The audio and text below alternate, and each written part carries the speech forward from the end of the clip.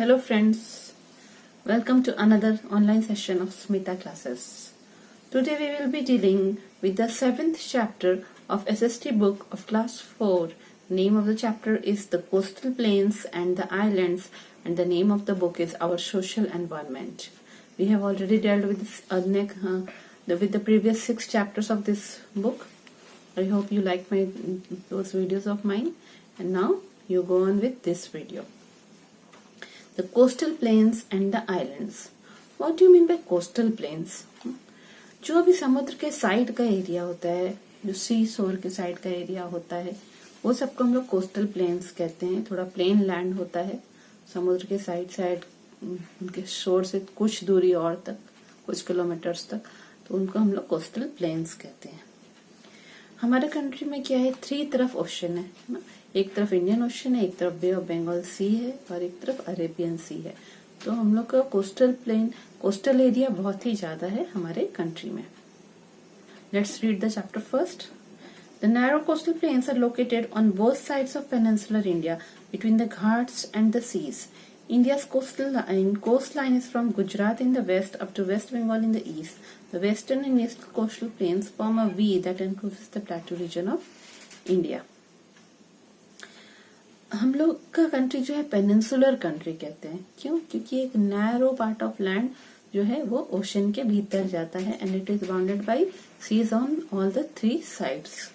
तो जो narrow coastal plain located है हमारे पेनिनसुलर इंडिया के बोथ साइड में, बे ऑफ बंगाल के साइड में, एक अरेबियन सी के साइड में, वो between the Ghats and the sea. मतलब कहना चाह रहा है कि समुद्र और समुद्र के जो बीच है, बीच से और थोड़ा पीछे, वो एरिया के बीच में जो है, जो भी एरिया है वो है कोस्टल प्लेन कहलाएगा. अगर हम देखेंगे वेस्ट साइड में तो गुजरात से लेके हमारा कोस्टल प्लेन स्टार्ट होता है और ईस्ट साइड में आके वेस्ट बंगाल में जाके एंड होता है. तो जो वेस्टर्न और ईस्टर्न कोस्टल प्लेन है वो एक वी फॉर्म करता है, वी शेप का एक एरिया फॉर्म करता है जो कि पूरे प्लेटू रीजन ऑफ इंडिया को एनक्लोज करता है. मतलब उस वी के खुले मुख के भीतर पूरा प्लेटू रीजन ऑफ इंडिया आता है. ठीक है. A coast is that part of the land adjoining और नियर द सी. समुद्र के पास का जो लैंड होता है, जो कि या तो समुद्र से जुड़ा हुआ बिल्कुल है या फिर समुद्र से थोड़ी दूर पे है, उसको हम लोग कोस्ट बोलते हैं. The western coastal plain. The western coastal plain lies in between the Arabian Sea and the Western Ghats. It is wider in the north. It stretches from Gujarat in the north and to Kerala in the south. The western coastal plain is known by different names along its length. Towards the north, it is known as the Gujarat coast, in the middle, Konkan coast, while towards the south, it is known as the Malabar coast.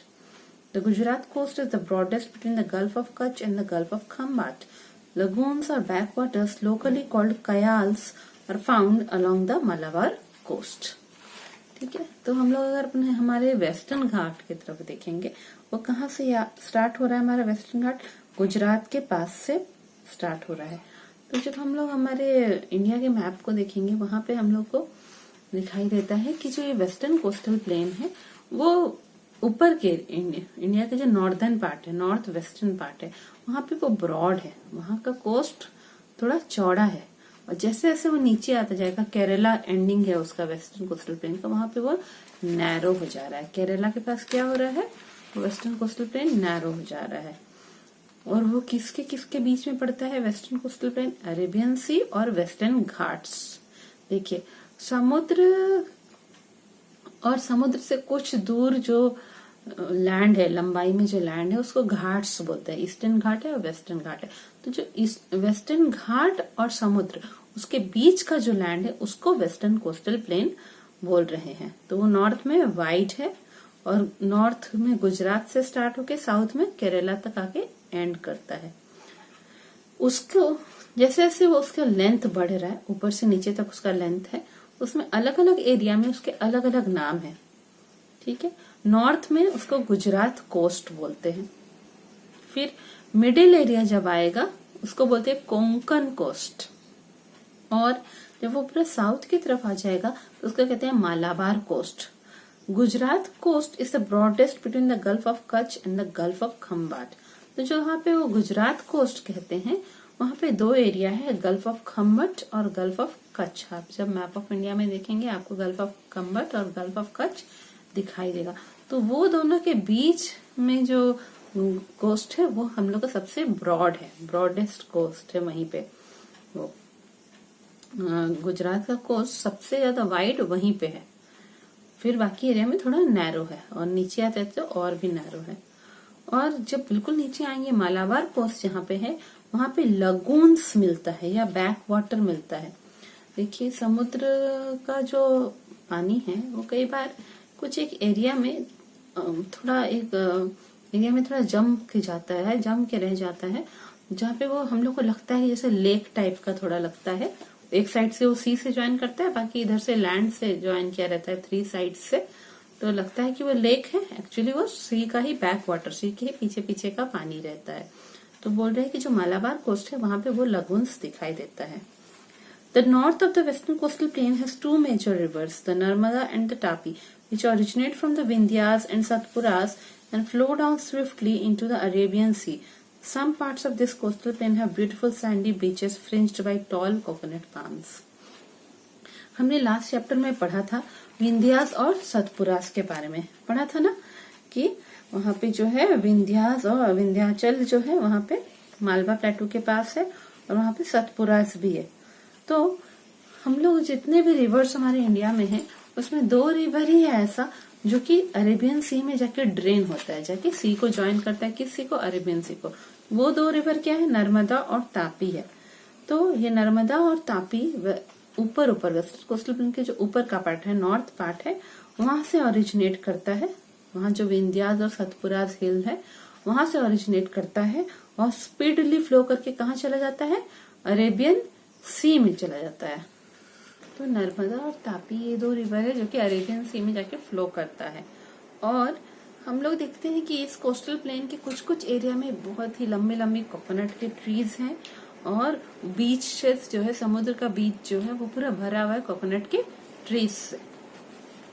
The eastern coastal plain. The eastern coastal plain lies in between the Bay of Bengal and the Eastern Ghats.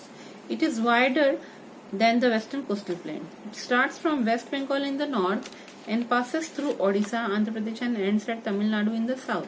In the northern part, the plain is called the Northern Sircars, while in the southern, it is called the Coromandel Coast. The main rivers across the eastern coastal plain are the Mahanadi, Godavari, Krishna and Kaveri, which flow into the Bay of Bengal.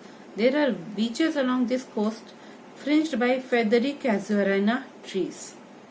The western and eastern coastal plain meet at Kanyakumari in the south. तो जिस तरह western Ghats है वैसे ही eastern Ghats भी है। समुद्र से कुछ दूरी के लैंड को ईस्टर्न घाट कहेंगे। तो ईस्टर्न घाट और जो बे ऑफ बंगाल सी है उन दोनों के मिडिल का जो पार्ट है वो कहलाएगा क्या, हम लोग का ईस्टर्न कोस्टल प्लेन कहलाएगा। तो हम लोगों ने देखा उधर एक वेस्टर्न कोस्टल प्लेन है, इधर ईस्टर्न कोस्टल प्लेन है। ईस्टर्न कोस्टल प्लेन जो है वो वेस्टर्न कोस्टल प्लेन से वाइड है, ज्यादा चौड़ा है। और कहाँ से स्टार्ट करता है, वेस्ट बंगाल, कैलकाटा है ना, वहाँ वेस्ट बंगाल से वो स्टार्ट करता है नॉर्थ में, फिर उड़ीसा से के पास से जाता है, आंध्र प्रदेश के पास से जाता है और साउथ में तमिलनाडु के पास जाके ईस्टर्न कोस्टल प्लेन हमारा पूरा एंड हो जाता है, ईस्टर्न कोस्टल प्लेन। फाइनली जो है पूरे बॉटम पार्ट में जाके ईस्टर्न कोस्टल प्लेन और वेस्टर्न कोस्टल प्लेन मिल जाता है और जिस पॉइंट पे वो मिलता है वो क्या कहलाता है, कन्याकुमारी इन द साउथ, यहाँ पे वो मिलता है। तो अब है कि हम लोगों ने देखा कि वेस्टर्न कोस्टल प्लेन का अलग अलग नाम था ना, गुजरात कोस्ट, कोंकण कोस्ट और मालाबार कोस्ट था। उसी तरह यहाँ पे भी है, ईस्टर्न कोस्टल प्लेन का जो नॉर्थ पार्ट उसका होता है, ऊपर का पार्ट, तो वो नॉर्दर्न सरकार्स कहलाता है और जब वो साउथ में जाता है, नीचे जाता है, तो वो कोरोमंडल कोस्ट कहलाता है। कौन सी मेन रिवर्स है वहाँ पे, महानदी, गोदावरी, कृष्णा और कावेरी है जो जाके बे ऑफ बंगाल में फॉल करती है। यहाँ पे एक है फेदरी कैजुरिना ट्रीज है, वो बहुत सारे इसके बीचेस में दिखाई देते हैं, ईस्टर्न कोस्टल प्लेन के बीचेस में दिखाई देते हैं। Coastal plains are generally hot and humid throughout the year. In these areas, precipitation takes longer to dry. Because of this, summer can be quite uncomfortable. However, the winter is a bit cooler than summer. The Malabar and the Konkan coasts of the western coastal plain receive heavy rain in the monsoon. The northern part of the eastern coastal plain receives rain in the summer monsoon, while the southern part of this plain has winter monsoon. कहते हैं जितना भी coastal planes होता है ना, वो generally hot होता है, हाँ? थोड़ी गर्मी ही वहाँ पे लगती है और ह्यूमिड रहता है. तो एयर में बहुत मॉइस्चर आता है. वहाँ के लोगों को बहुत ही प्रेस्पिरेशन होगा. प्रेस्पिरेशन का मतलब क्या है? उनको बहुत स्वेटिंग होगा. इस एरियाज में स्वेटिंग बहुत होता है और ड्राई होने में टाइम लगता है, इसीलिए बॉडी बहुत ही स्टिकी सा फील होता है, क्योंकि प्रेस्पिरेशन बहुत होता है, स्वेटिंग बहुत होता है. समर का टाइम अगर वो हो तो वो और भी अनकंफर्टेबल हो जाता है. सन का हीट बहुत हाई रहता है, बहुत स्वेटिंग होगा और बहुत ही अनकंफर्टेबल फीलिंग होता है कोस्टल प्लेन्स में. पर winter is bit cooler than summer. पर विंटर के समय हल्की ठंडक आ जाती है. बहुत कोल्ड नहीं होता है, जैसा नॉर्दर्न इंडिया में बहुत कोल्ड होता है वैसा बहुत कोल्ड यहाँ पे नहीं होगा. पर समर से थोड़ा हल्का ठंडा लगता है, तो अच्छा लगता है विंटर के टाइम में. हम लोगों ने उधर देखा कि वेस्टर्न कोस्टल प्लेन में मालाबार और कोंकण कोस्ट था. उनको हैवी रेन मिलता है. कब? मॉनसून के सीजन में उनको हैवी रेन मिलता है. जबकि ईस्टर्न कोस्टल प्लेन का जो नॉर्दर्न पार्ट है, नॉर्दर्न पार्ट कहाँ है? वेस्ट बंगाल और उड़ीसा के पास है. तो हम लोग को समर मॉनसून में बारिश मिलती है. जब समर के टाइम जो मॉनसून आता है उस समय उससे रेन मिलता है उड़ीसा और वेस्ट बंगाल के साइड के ईस्टर्न कोस्टल प्लेन को. जबकि सदर्न पार्ट जो तमिलनाडु के साइड का जो कोस्टल प्लेन है उसको विंटर के टाइम में जो मानसून रिटर्न कर रहा होता है, तो विंटर मानसून में वो लोग को बारिश का अनुभव होता है, उनको बारिश मिलती है. Life in the coastal plains. The coastal plains are bounded by vast seas. Life of the people is greatly influenced by the local factors. The main occupations of the people of these regions are agriculture, rice growing, fishing, seafood processing, salt making, mining, and dairy farming. People in the coastal areas wear light cotton clothes. Men wear dhoti kurta, or lungi shirt. Women wear sari and blouse. In big cities like Mumbai, Chennai, and Kolkata, Western dresses are popular because of their cosmopolitan culture. The Konkan coast is rich in oil deposits. Many oil wells have been dug near the Mumbai coast. The Mahanadi Delta is famous for its rich soil. The coastal plain is called the rice bowl of India. Oilseeds and sugarcane are other crops. Coastal plain के आसपास बहुत बड़े बड़े सी हैं, बहुत ही बड़े बड़े और लार्ज वास्ट सीज है. तो लोगों का जो लाइफ है वो बहुत इन्फ्लुएंस होता है किस चीज पे? वहाँ के लोकल फैक्टर्स पे. वहाँ का टेम्परेचर कैसा है, क्लाइमेट कैसा है, सॉयल कैसा है, उससे लोगों का लाइफ बहुत अफेक्टेड होता है. मेन ऑक्यूपेशन वहाँ के लोगों का क्या है? एग्रीकल्चर है. और कौन सा मेन क्रॉप वो लोग वहाँ पे ग्रो करते हैं? राइस ग्रो करते हैं. फिशिंग तो होगा ही क्योंकि समुद्र है. सी फूड प्रोसेसिंग, समुद्र से जो भी मिलता है, मछली मिलेगा, ऑयस्टर मिलेगा, क्रैब मिलेगा, उसको प्रोसेस करके दूसरा उसका आइटम्स तैयार किया जाता है. जैसे ड्राई फिश किया जाता है. सॉल्ट मेकिंग, समुद्र के पानी से सॉल्ट बनाते हैं, नमक बनाते हैं. Mining and dairy farming, mining करते हैं. वो सब एरिया सब जो है रिच इन मिनरल डिपॉजिट्स है, तो वहाँ पे जमीन के नीचे से मिनरल्स को निकाला जाता है. माइनिंग एक मेन ऑक्यूपेशन है. और डेयरी फार्मिंग, कैटल बहुत रखते हैं, काउज, बफेलोज बहुत रखते हैं, तो उनको भी उनसे मिल्क निकालते हैं, मिल्क प्रोडक्ट्स बनता है. डेयरी फार्मिंग का भी अच्छा बिजनेस है वहाँ पे, अच्छा वो एक ऑक्यूपेशन है. कोस्टल एरियाज के लोग लाइट कलर का कॉटन क्लोथ्स पहनते हैं. क्यों? क्योंकि वहाँ पे बहुत ही गर्मी होती है, बहुत ही प्रेस्पिरेशन रेट हाई है, इसलिए लोग लाइट कलर का पहनते हैं कॉटन क्लोथ्स. लाइट कलर का क्लोथ्स आपने जानते हैं ना, लाइट कलर के कॉटन क्लोथ्स क्या करते हैं? हीट को रिफ्लेक्ट बैक कर देते हैं, जिसके कारण बॉडी में हीट फील नहीं होता है, सन का हीट. मेन लोग ज्यादातर धोती कुर्ता पहनते हैं या लुंगी कुर्ता पहनते हैं या लुंगी शर्ट पहनते हैं. और वुमेन लोग क्या पहनती है? साड़ी ब्लाउज पहनती है. और बड़े बड़े जो सिटीज है, मुंबई, चेन्नई और कोलकाता, ये सब बहुत बड़े बड़े सिटीज है ना, तो यहाँ पे ज्यादातर वेस्टर्न ड्रेसेस वहाँ की वुमेन पहनती हैं because of their cosmopolitan culture. Cosmopolitan culture का मतलब क्या है कि वहाँ पे बहुत सारे मल्टीनेशनल कंपनीज हैं, तो मल्टीनेशनल कंपनीज का अपना ड्रेस कोड होता है कि उनको फुल पैंट, फुल शर्ट्स पहनना है, वहाँ के एम्प्लॉय लोग को मॉडर्न ड्रेसेस पहनना है. तो इसीलिए वहाँ के वैसे कल्चर के हिसाब से वहाँ के लोग ज्यादातर वेस्टर्न ड्रेसेस पहनते हैं. कोंकण कोस्ट जो है, कोंकण कोस्ट किधर का था? जो वेस्टर्न कोस्ट का मिडिल वाला पार्ट था वो था कोंकण कोस्ट। वहां पे ऑयल डिपॉजिट्स बहुत है। ऑयल हम लोग जानते हैं समुद्र के नीचे, जो बहुत नीचे बड़ी बड़ी चट्टानें होती हैं, उन चट्टानों के नीचे ऑयल मिलता है। तो oil wells have been dug near the Mumbai coast. ये जो है बॉम्बे, मुंबई या बॉम्बे, उसके जो कोस्ट एरिया है, कोस्ट से थोड़ा अंदर समुद्र के अंदर जाएंगे तो वहां पे अंदर खुदाई करके तेल का कुआं बनाया गया है, ऑयल वेल बनाया गया है, और वहां से फिर ऑयल निकाला जाता है, पेट्रोलियम निकाला जाता है जमीन के नीचे से। और इधर हम लोग अगर आएंगे ईस्टर्न कोस्टल प्लेन की तरफ, तो इधर बनता है महानदी डेल्टा, जो महानदी रिवर उड़ीसा में फ्लो करता है और जाके बे ऑफ बंगाल में मीट करता है। तो वो जब बे ऑफ बंगाल में मीट करता है तो एक ट्रायंगुलर एरिया बनाता है, और बहुत ही उस जगह पे नदी पूरी फैल जाती है ट्रायंगुलर एरिया बना के, तो उसको डेल्टा कहते हैं। हम लोगों ने पढ़ा है पहले भी। Mahanadi delta is famous for its rich soil, मतलब वो डेल्टा एरिया के पास का जो सॉयल है वो बहुत ही फर्टाइल है, महानदी डेल्टा एरिया के पास का soil. This coastal plain is called the rice bowl of India, है ना। ये जो हम लोग का ये कोस्टल प्लेन है, ईस्टर्न कोस्टल प्लेन, खासकर उसको राइस बाउल ऑफ इंडिया कहते हैं। क्यों? क्योंकि इस साइड राइस का जो फार्मिंग होता है वो बहुत ज्यादा होता है, और राइस का प्रोडक्शन भी बहुत ज्यादा होता है। तो पता है राइस का पूरा ये बाउल है यहाँ पे ऑफ इंडिया, पूरे इंडिया में राइस एक्सपोर्ट इधर के एरिया से ही प्रोड्यूस करके राइस एक्सपोर्ट किया जाता है। और दूसरा क्रॉप क्या है? ऑयल सीड और शुगर केन भी है। ऐसे पौधे लगाए जाते हैं जिनके सीड से ऑयल निकाला जाता है, जैसे सनफ्लावर होता है, आलमंड्स होता है ना, और शुगर केन, ये सब यहाँ का अदर क्रॉप्स है। Our country has many advantages of the long coast.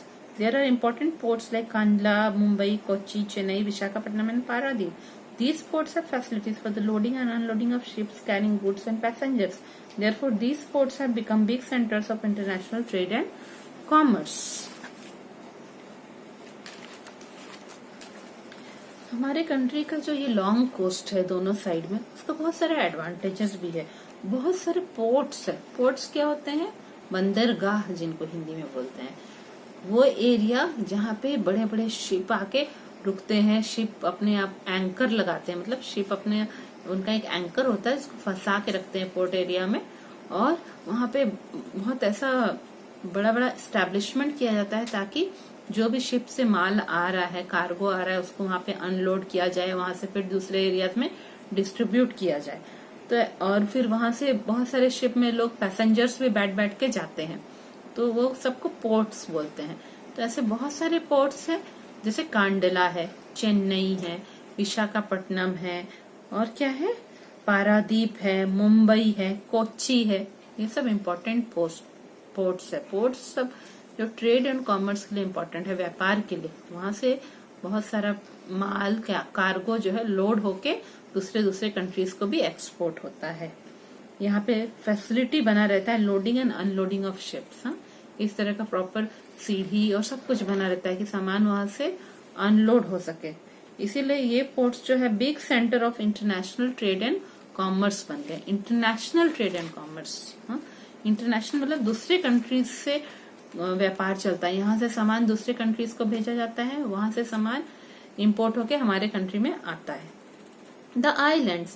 India has two group of islands, Andaman and Nicobar and Lakshadweep. Andaman and Nicobar Islands. Andaman and Nicobar is a union territory of India. Port Blair is the capital city of Andaman and Nicobar Islands. It has a group of around 572 islands. The northern group is Andaman Island and the southern group is Nicobar Island.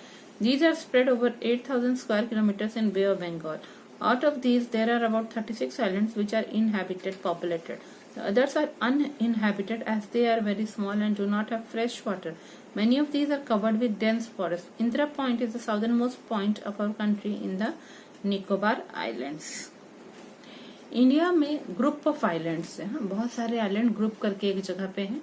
तो ऐसा दो group है हम लोग के पास, एक है Andaman and Nicobar और दूसरा है लक्षद्वीप। लक्षद्वीप कहाँ मिलता है? वो western part of the country में मिलता है, मतलब कि अरेबियन सी में है। और अंडमान निकोबार जो है वो कहाँ पे है? वो बे ऑफ बंगाल में है। वो एक यूनियन टेरिटरी है, स्टेट तो नहीं है, यूनियन टेरिटरी। और उसका कैपिटल क्या है अंडमान निकोबार का? पोर्ट ब्लेयर होता है। वहां पे कितना आइलैंड का ग्रुप है? You know the number? 572 islands है। और जो उसका नॉर्दर्न पार्ट है वो आइलैंड सबका, उसको अंडमान आइलैंड्स बोलेंगे, और जो थोड़ा नीचे का साउदर्न पार्ट है उसको निकोबार आइलैंड बोलेंगे। कितने एरिया में वो बे ऑफ बंगाल में है? 8000 स्क्वायर किलोमीटर्स, इतना एरिया है। 8000 किलोमीटर स्क्वायर के एरिया में बे ऑफ बंगाल में अंडमान एंड निकोबार आइलैंड्स है। इसमें से 36 आइलैंड्स जो है वो इनहैबिटेड है, पॉपुलेटेड है। मतलब उसमें से सिर्फ 36 आइलैंड्स ही ऐसे जहाँ पे लोग रह रहे हैं। बाकी का जो आइलैंड्स है वो अनइनहैबिटेड है, मतलब वहाँ पे लोग नहीं रहते हैं। और क्यों? क्योंकि वहाँ पे फ्रेश वाटर नहीं मिलता है, चारों तरफ सी वाटर ही मिलता है, अंदर कुछ स्ट्रीम या नदी वदी नहीं है जहाँ से कि फ्रेश वाटर मिलेगा, इसलिए लोग वहाँ नहीं रह पाते हैं। सिर्फ 36 आइलैंड्स में ही फ्रेश वाटर मिलता है। Many of these are covered with dense forest। बहुत सारे ये जो आइलैंड है जो कि अनइनहैबिटेड है उसमें घने घने जंगल है। साउदर्न पॉइंट है हमारी कंट्री का निकोबार आइलैंड में, जिसका नाम क्या है? इंदिरा पॉइंट है। साउदर्न पॉइंट क्या है? इंदिरा पॉइंट है हमारी कंट्री का निकोबार आइलैंड में, जो कि अभी अब नहीं है। क्यों? क्योंकि जब सुनामी आया था 2004 में तो साउदर्न पॉइंट जो है Indira point, southern most point, वो समुद्र के नीचे चला गया, तो अभी वो नहीं है। Lakshadweep. Lakshadweep is the smallest union territory of India. Kavaratti is the capital of Lakshadweep. It is a group of 36 coral islands. These are situated in the southwest coast of India in the Arabian Sea, covering an area of about 32 square kilometers. Out of this, only 10 islands are inhabited. Lakshadweep जो है वो सबसे छोटा union territory है हमारे country का। और कहाँ पे है वो? अरेबियन सी में है। कितने एरिया में? 32 स्क्वायर किलोमीटर एरिया में है वो। 32 स्क्वायर किलोमीटर में वहां पे 36 कोरल आइलैंड्स है। कोरल जो है समुद्र के नीचे हम जाएंगे तो कुछ ऐसा एक तरह का फ्लावर टाइप का दिखाई देता है, जो कि एक्चुअली समुद्र के अंदर ही तैयारी होता है। समुद्र के अंदर जो लाइमस्टोन है और जो प्लांट्स है वो सबकी मदद से तैयार होता है। कोरल्स उसको कहते हैं। वो कोरल्स कभी कभी लिविंग फॉर्म में रहता है, जो प्लांट्स से तैयार होता है, और कभी कभी वो डेड फॉर्म में आ जाता है। वो सभी जब एक जगह जमा हो जाएगा डेड फॉर्म में तो उसे कोरल आइलैंड बना देता है। तो वहां पे 36 कोरल आइलैंड्स है और उसमें से सिर्फ 10 आइलैंड्स में ही लोग रहते हैं। लक्षद्वीप का कैपिटल क्या है? कावारटी, वहां का कैपिटल सिटी है। टोटल 36 में से सिर्फ 10 आइलैंड्स में वहां पे लोग रहते हैं। Life in the islands. The climate in the islands is hot and humid. Heavy rain during the monsoon helps in the growth of plants and trees. People living in these islands are mostly tribals. Tribal people have their own customs and festivals. Apart from the tribal people, many people from other parts of India have now settled there. Rich with fish is the staple food. People here are well adapted to the forest environment. Their main occupations are fishing and farming. Paddy, the main food crop, is mostly cultivated in Andaman group of islands, whereas coconut and areca nut are the cash crops of Nicobar group of islands. Coconut is the major crop and fishing is the major activity in the Lakshadweep islands. These islands have been recognized as an eco-friendly tourist destination. Scenic beauty, water sports and marine exploration activity attract the tourists. People come here for scuba diving. The famous Cellular Jail is in Port Blair, where many Indian freedom fighters were kept during British period. ठीक है ना। तो island का climate कैसा रहेगा? वो भी चूंकि सी के साइड का एरिया है तो हॉट एंड ह्यूमिड रहता है, हॉट रहता है और एयर में बहुत मॉइस्चर रहता है, गर्मी लगती है।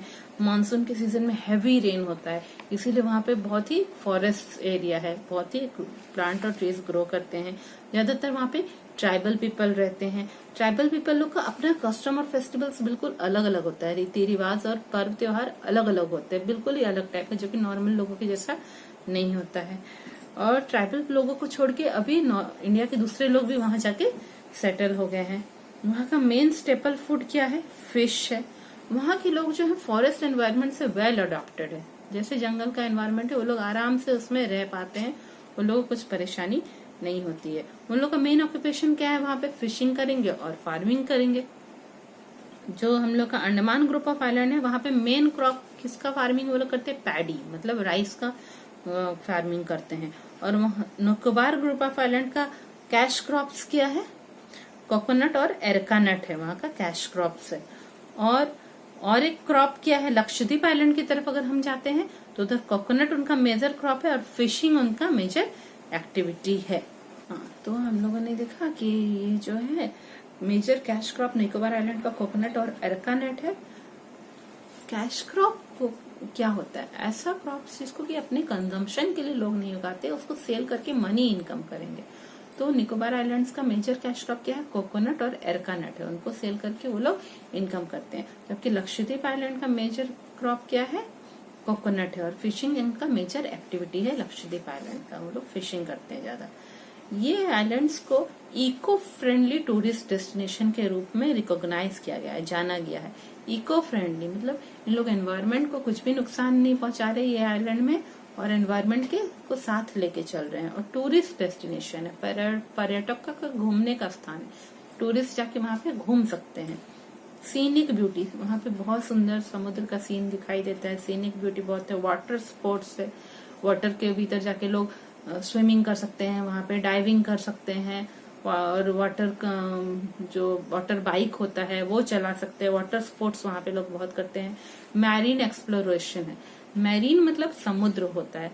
हाँ, तो मैरीन एक्सप्लोरेशन, समुद्र के भीतर जो भी जीव जंतु है उनको एक्सप्लोरेशन कहता है, उनको ढूंढा जाता है। वहां पे जाके रिसर्च वर्क भी करते हैं। अंदर समुद्र के नीचे डाइविंग करके आप देख सकेंगे समुद्र के अंदर कैसे कैसे जीव जंतु है।